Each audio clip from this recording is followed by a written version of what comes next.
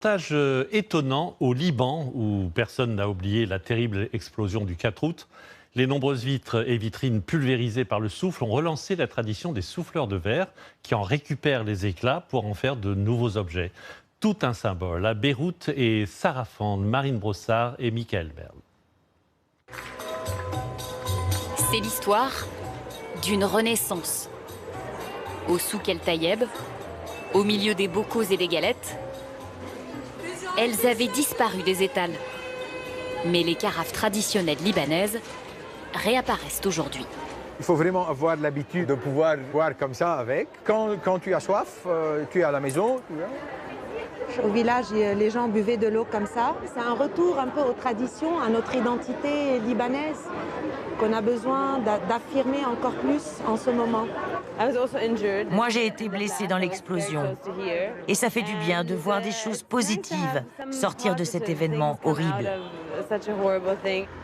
Car la matière première de ces carafes, la voici, les débris de l'explosion du port. Il y en a eu 6000 tonnes au total. Ils sont toujours en train d'être amassés et une entreprise libanaise a décidé de les recycler.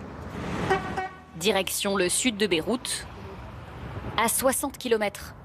C'est dans cette fonderie artisanale qu'arrivent les débris. Je casse le verre en petits morceaux pour que ça fonde plus vite. Et là, c'est des bouteilles qui viennent des poubelles, qu'on recycle. C'est ce qui donne sa couleur au verre. Après un passage dans ce four à 1600 degrés. Le verre va fondre doucement, les petites bulles d'air vont s'échapper et il va devenir pur.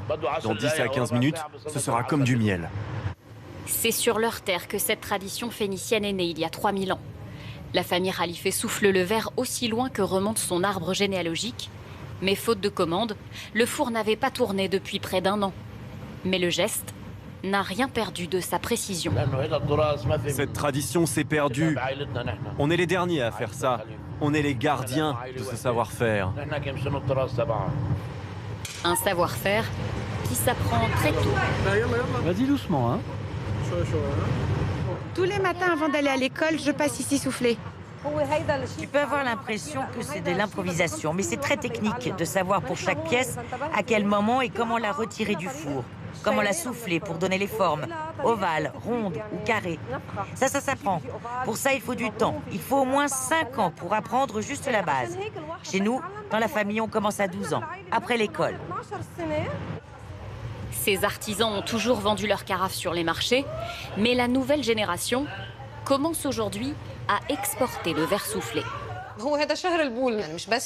Là, c'est les boules de Noël.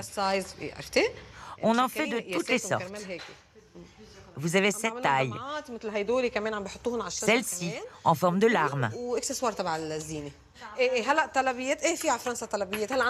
Ça, c'est pour la France. On a beaucoup de commandes.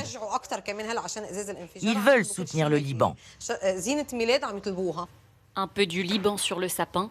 Et pour ces passionnés, la fierté de savoir leur histoire et leur art briller à des milliers de kilomètres de chez eux.